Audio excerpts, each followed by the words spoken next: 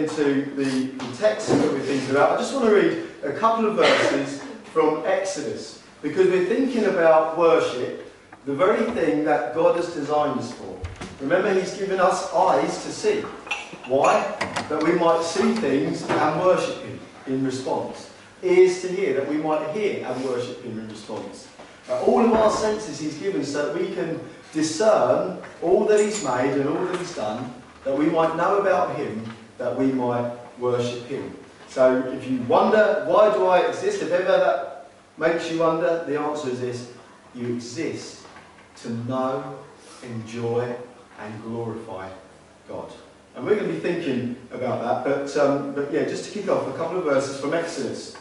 This is after Moses has brought the children of Israel, who were captives and slaves in Egypt for 400 years, absolutely hopeless. They had no hope. They cried out to God, and He delivered them. And when Moses gets to, they're out in the wilderness, he comes to Mount Sinai, and this is what we read, Exodus chapter 24, verse 15. Then Moses went up on the mountain, and a cloud covered the mountain. And that cloud, it was what's called the glory of the Lord. His presence was so thick, it descended like a cloud on the mountain. It says, the glory of the Lord dwelt on Mount Sinai. God's glory came and dwelt on the earth, on the top of that mountain. And the cloud covered it 6 days. And on the 7th day, He called to Moses out of the midst of the cloud. And this is what it says about the glory of the Lord. Now the appearance of the glory of the Lord was like a devouring fire on top of the mountain in the sight of all the people of Israel. They looked up, it was like a devouring fire. Can you imagine how terrifying that was? I don't know what it must have looked like. I imagine, this is how I imagine it, as like thick, dark clouds. We went on holiday to Wales this year, and you look at, you see these spectacular, beautiful mountains. But as we was approaching Snowdon, I don't know if you've seen it, it's a very dark mountain as it gets near the top, kind of goes dark. And it was in grey clouds, but you could see it, and it kind of looked scary. It was up there, and it was huge, and it was impressive, and it was a bit scary. It was so awesome. And I imagine that, it's Mount Sinai, a much bigger mountain. Can you imagine thick, dark, heavy clouds hanging over it, lightning flashing everywhere? I imagine that's what it means by a fire that devours. A frightening thing. Can you imagine how terrifying that would be? A terrifying, terrifying storm. That's the presence of God. And it says this in verse 18, Moses entered the cloud and went up into the mountain. And Moses was on the mountain 40 days and 40 nights. You can understand why the children of Israel at the bottom thought, he ain't coming back. He's gone. He's gone up into this terrifying cloud where the glory of the Lord was. And would you go into that? Probably not. And then, in chapter 33 and verse 18, this is what we read. So after that experience, Moses said, please show me your glory. What's that saying? Whatever glory was revealed there was nothing compared to the glory, the fullness of the glory of God. So Moses says, show me your glory. His breath's been taken away by the presence of God.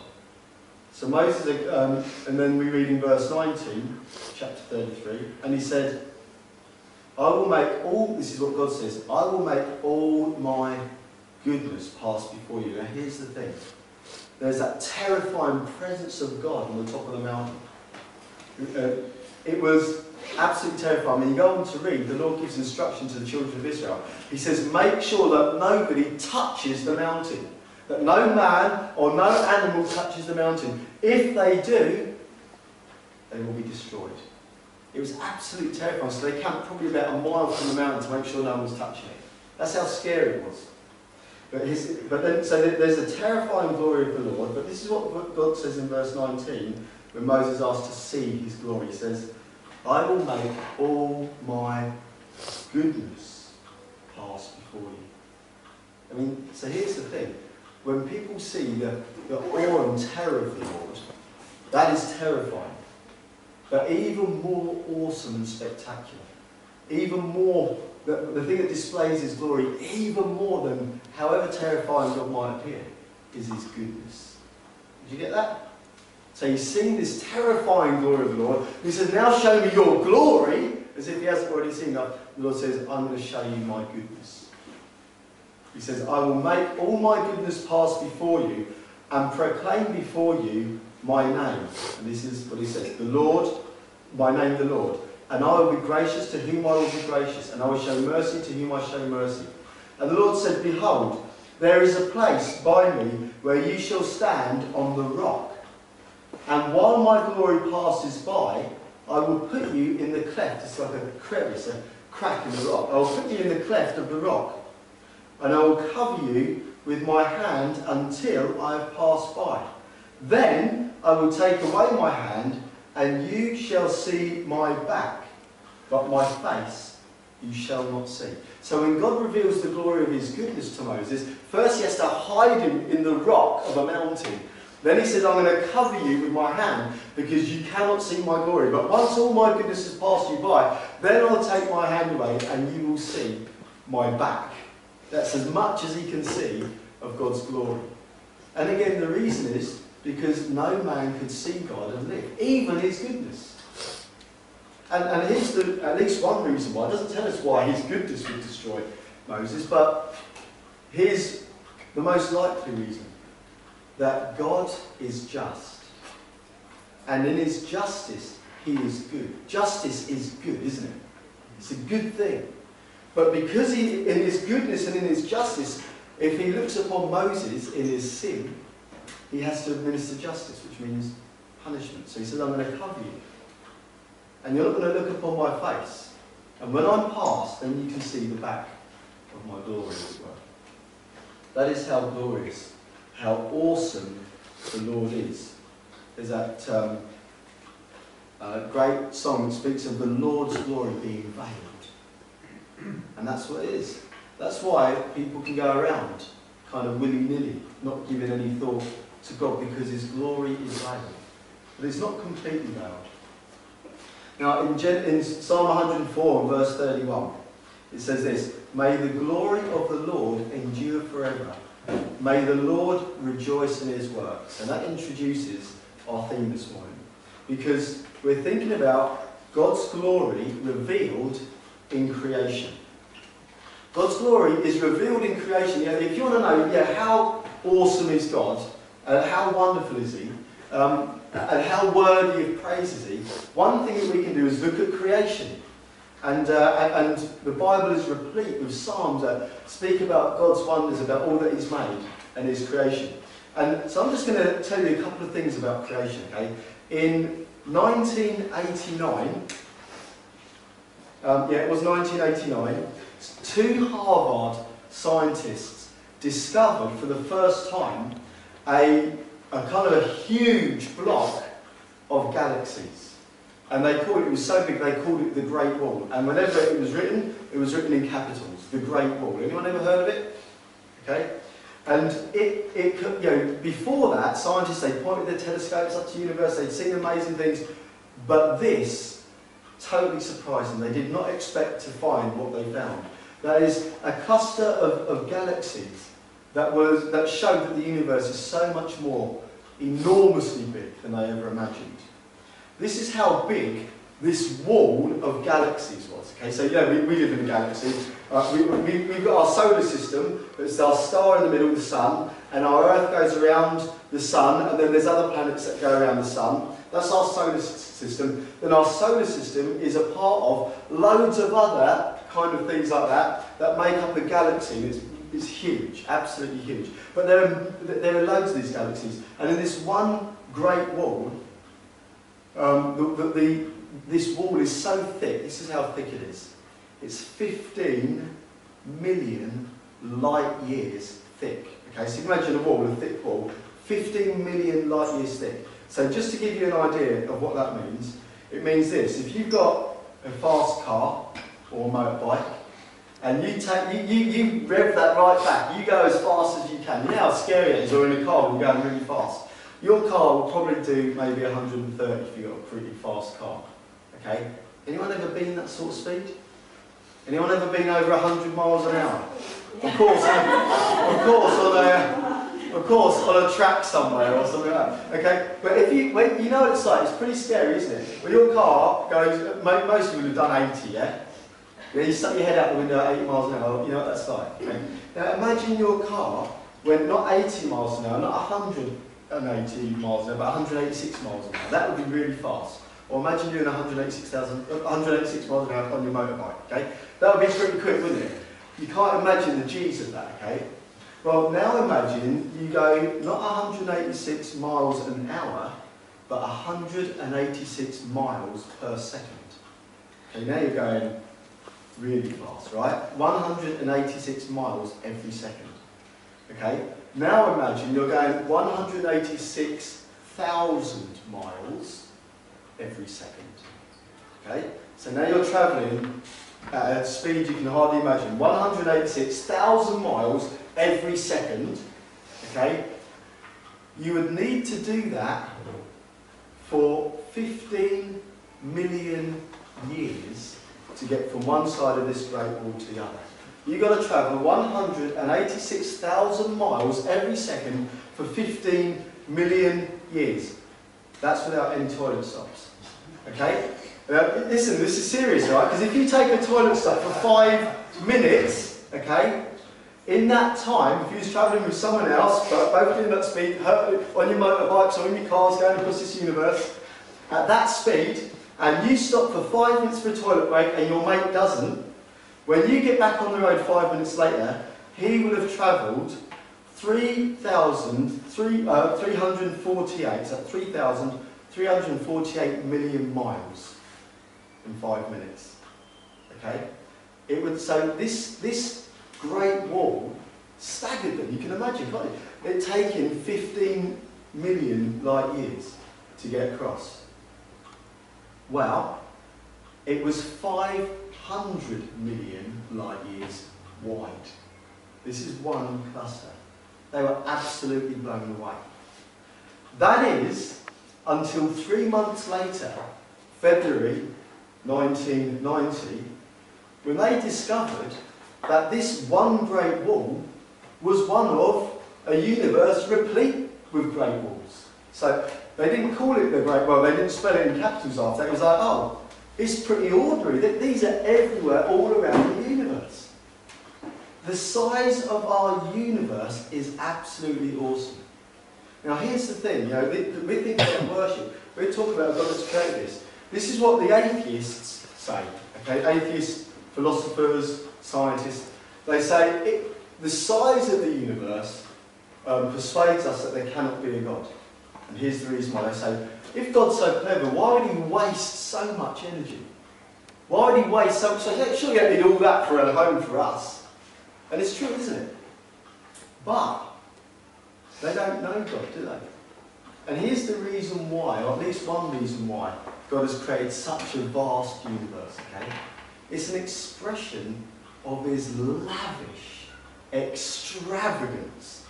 He is an awesome God. It's not like he's short of resources. He can afford to fling stars into space everywhere. It's not like he's running out of resources. It's nothing to him. It speaks of an extravagant, a stupendously extravagant God. And here's the other thing that he's done in doing this. It's as though he says, you think I'm great? Have a look at this. And he just pulls the curtain of the universe back slightly. And what happens? All those atheist scientists, their jaws drop to the ground. All of our jaws do, don't they? When we begin to get some idea of what God has done out there. And here's the other thing. Those atheist scientists, they absolutely marvel at the wonder of it all. And you know what they're doing? When they marvel at God, even though they deny God, they're glorifying him. They're saying your works are staggering. The irony of it, that they say, why would God waste so much and at the same time marvel and glory in it? And when they think they've discovered something amazing and they think, whoa, that is awesome, then the Lord just pulls back the curtain a little bit more and staggers time and time and time again. Jaws drop, jaw after jaw, at the wonder of God. Isn't that amazing? Now there's so many other things we could look at, but at one end we look at the extremity of the universe. Then at the other end, Joe, can you scroll right, oh sorry, Google, can you scroll right down to the bottom? And you'll see there are 3 images. Can you show the first image? Okay, have a look at these. Look at that structure there. That's quite an interesting looking structure, isn't it? Can you show the next one? Here's another one. And the next one. Okay, leave that one up. And they have a look at those. They're interesting looking things, aren't they? These are living creatures. Okay, they're called diatoms, apparently. And I was reading about these and they're really fascinating. If you was to take 1 teaspoon of lake water, there's, by the way, there's about 10 million known species of these things. Okay, so that's a lot, isn't it? No, sorry, no, not that many, 10,000 known species. They're microscopic. If you used to take 1 teaspoon of lake water, there would be around about 1 million of these things swimming around in there. Isn't that amazing? So God's made this huge, vast universe, but He's a God of minuscule detail as well.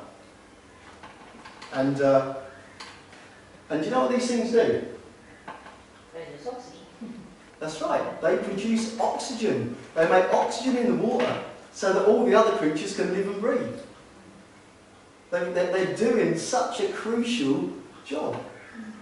More than plants. Sorry? More than plants do. There you go. More than plants. They produce more oxygen. Isn't that amazing? Tanya, the scientist, isn't it? So that's why I have to be careful when I check this stuff out. But these things are amazing. God's, look at the intricacy of His creation. He's made these things. And man didn't know about these spheres. Why has God put them there? Well, we get to discover these things. You know, when it's Easter, if you've got kids or you've all been children, hopefully your mum and dad did something like this. But at Easter, we would every year hide loads of Easter, little eggs around the house for the kids. We could have just given to them, but isn't it much more fun? That game of hide and seek, going and finding them. It's more exciting, isn't it? And that's what God's done. He's filled a universe with wonders for us to discover. But that's just why it's such a sad thing when most of us walk along like this, all glum and that, surrounded by absolute wonders. And just in case you're impressed by those, scientists have also, they see things much, these are actually huge compared to some things that scientists have seen. They now can sort of drill down to the subatomic level now. Okay, so in other words, they can see things as small as an atom. Okay, now an atom is around about 10 billionth of a metre big. If you was to put it on a metre scale, an atom is about 10 billionth of a metre. So you know a millimetre, they're about that big. That's 1,000th. Okay, you have to divide that up. I can't even do the maths. Okay, like billions of times, or millions upon millions of times. Imagine chopping that up millions of times. That's the size of an atom. And as scientists have sort of discovered things at the subatomic level, they've been absolutely blown away again. So at the macro level, the huge scale level of things, they are blown away, seeing things that they could never have imagined. But at the subatomic level, in the tiny detail, it's absolutely amazing. You know, there are very strange things that happen there at that level. So, for example, particles, these tiny little things, there's a thing called particle entanglement. And what happens is, it's where 2 atoms, somehow, either they collide or something, but they get entangled. Now, you can't see anything joining them. But what it means is, from that moment on, they're related to one another in some way. So if you turn one way, the other one will turn the other. Even though they're not touching one another. And whatever you do to the other one, something corresponding will happen to the related one immediately, okay? Instantly. Now, the amazing thing is, you think how tiny those atoms are, and you think how big the universe is. If you take 2 of these entangled atoms and put them as far away from one another in the universe as possible, still it has that effect. How does the information travel all that distance instantly? It's one of the wonders, one of the many wonders of our universe. God has created absolute marvels in this world. We see all the things that we see, and there's billions of other things that we don't see. So we see God's glory, a God who's worthy of praise and worship in the wonder of creation. I'm just looking around. Does anyone know how to turn the heating off in it? No? Oh, well, we'll have to bake. Johnny, if you go into that little cupboard right across the off.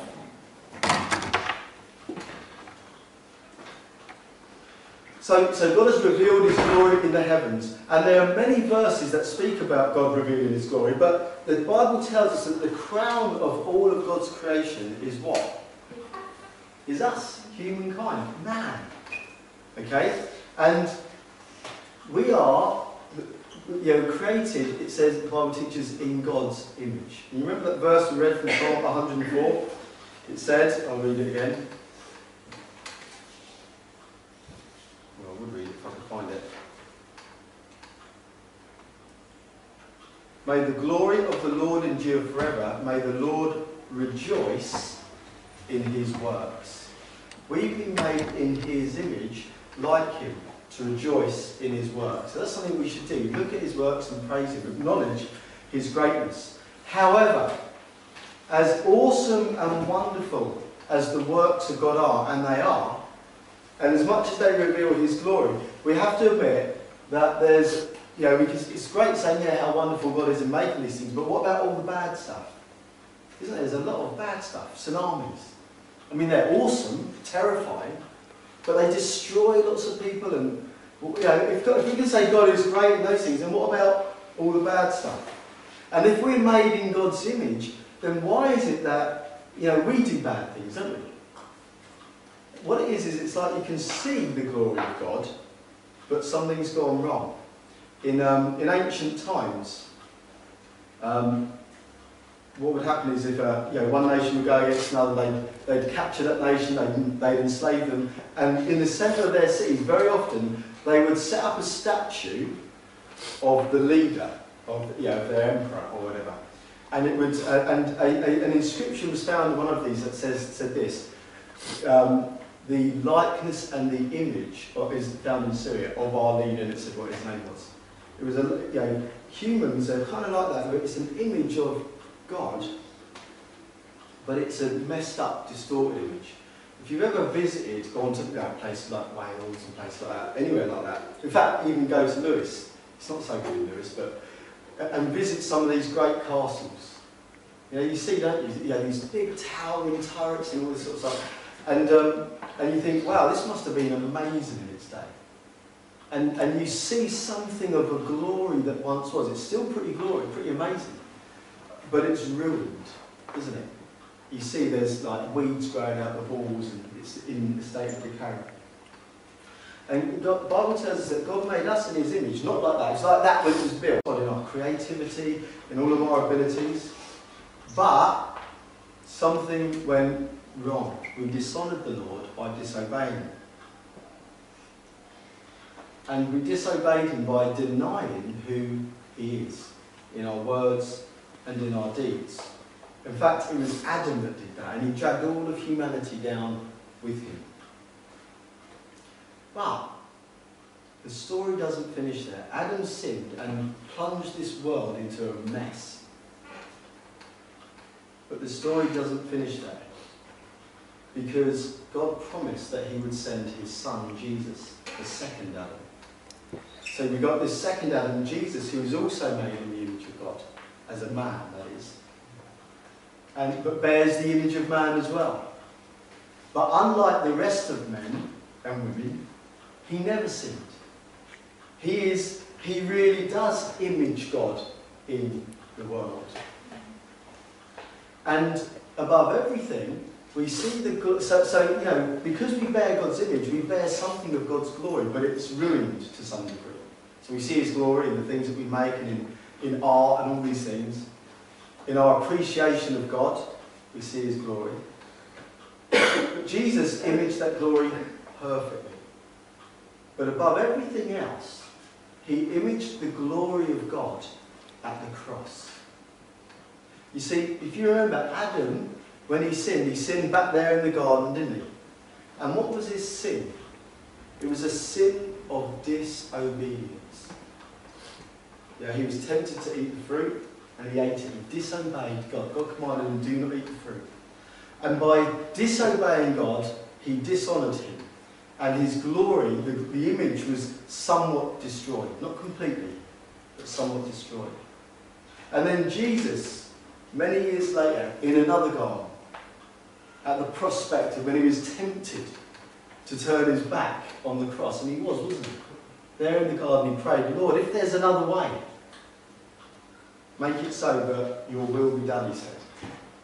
And so he was tempted in the garden, but he chose to obey. Even to the point of death on the cross. He wasn't tempted by a piece of fruit in the garden. He was surrounded by fruit, or olives at least, but by the cross. He was tempted to sidestep that. If there was another way, but he chose to obey. And in doing that, he displayed the glory of God. And here's the thing. God has created an amazing, vast universe, full of amazing detail and intricacy for us to marvel at, and marvel at it we should praise him for all of those things. But he's also revealed his glory in creating man in his image. We messed it up. And so God never gave up. He could have just screwed the whole lot up then, but he didn't. He's persistent in revealing his glory. He sent his son Jesus. Martin Luther called him the proper man. Yeah, if you want to be a man, you need to be like Jesus. The proper man. If you want to be a human, a proper person made in the image of God, you need to be like Jesus. And Jesus honoured God by his obedience. And that obedience meant sacrifice. And why did he do all of that? Here's the reason why. It tells us in Romans. It was to redeem creation. This creation that God had made. It says in Romans that the whole of creation is in bondage to decay and sin.